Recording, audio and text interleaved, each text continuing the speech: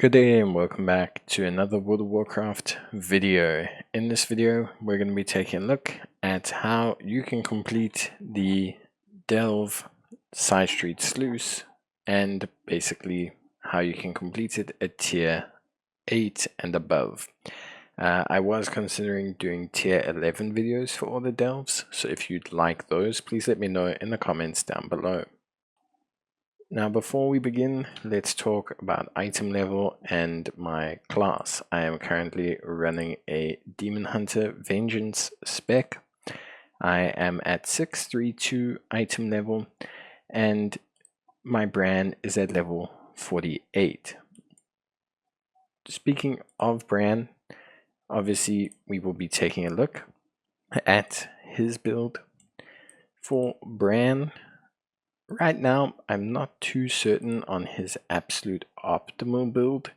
I think, pretty much it's really, difficult. I like the pinged augment chip if you are a tank, and I do currently like the 3-dimensional bioprinter.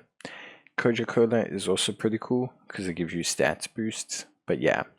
My Brann is also in damage dealer role, which is super important for me as a tank. Obviously, Brann has his new tanking spec, so we'll have to see. Maybe I'll do a video on the best Brann builds for Season 2.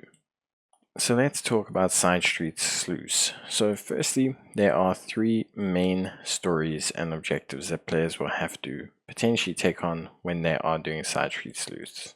One is enchanted gold piles, where players will have to sort or destroy enchanted gold piles located across the map. The other one is going to be where they have to rescue prisoners being held by the enemies inside the area. And then the other one will be when players have to essentially destroy these teleporters. Now, something else that's super important to take note of when you are doing this is that it is goblin enemies. So most of the time, or pretty much every single run, it is goblin faction enemies. So it is not the other factions. It is only goblin storylines in here for now, at the very least. In terms of map layout, it's actually a pretty static map. There are 2 floors. There's this kind of top floor layer here, and then there is a bottom floor layer.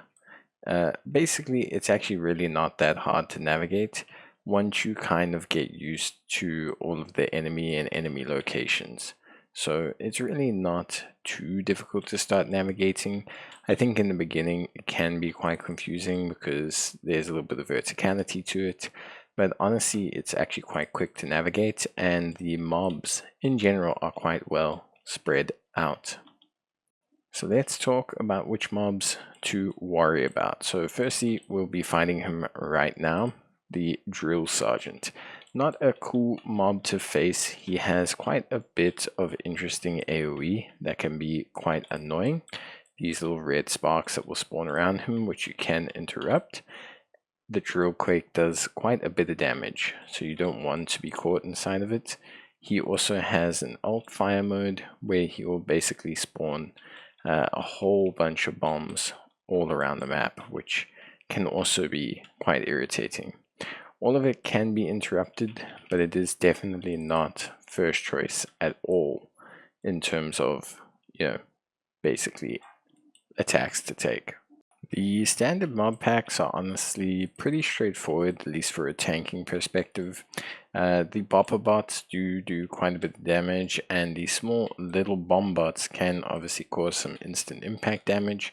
But aside from that, most times you're quite relaxed in terms of the casual mobs, I would say.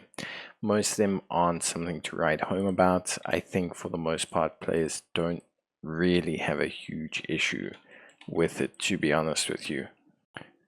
In terms of rare mobs, you can encounter treasure wraiths, crabs, pretty much any of the standard rares appear applicable here, so it doesn't seem like there's any restriction on them. I think for the most part they aren't too bad. Just be careful with the treasure chest, treasure wraith, as it can take you by surprise and does quite a bit of instant damage.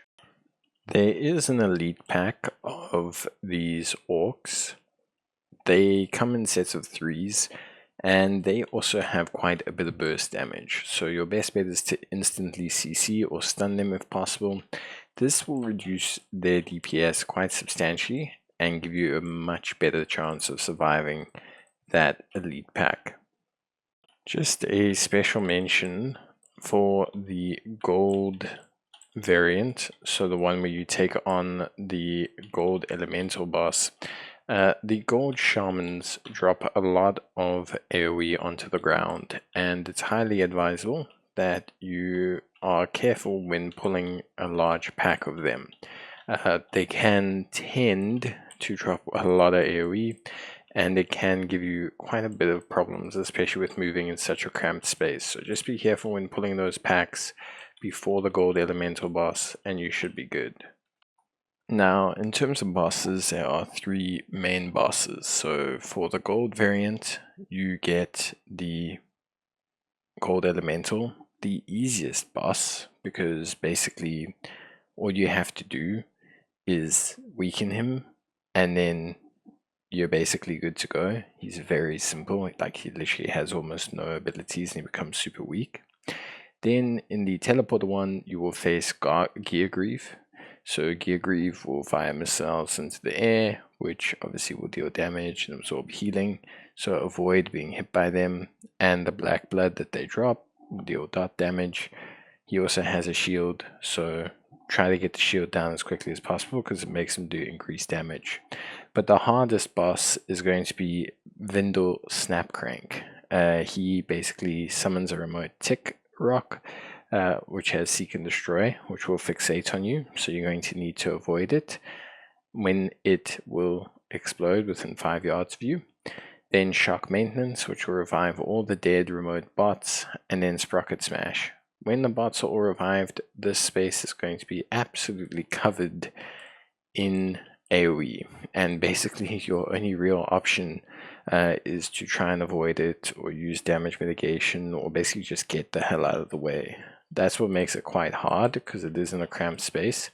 I know a lot of players have struggled with Vindel because of his very high bar in terms of damage, and he feels a little bit overtuned for certain classes at this point in time. So that's that. That is basically the delve. Honestly, this one is actually really quite simple and easy. I think most players won't have a problem with this delve. It's quite straightforward. I think some classes struggle with Vindel, like I mentioned, but I think overall it's a very straightforward delve. So yeah, but that's it from me. Hope you guys enjoyed the video. Let me know, and I'll see you guys in the next one. Bye.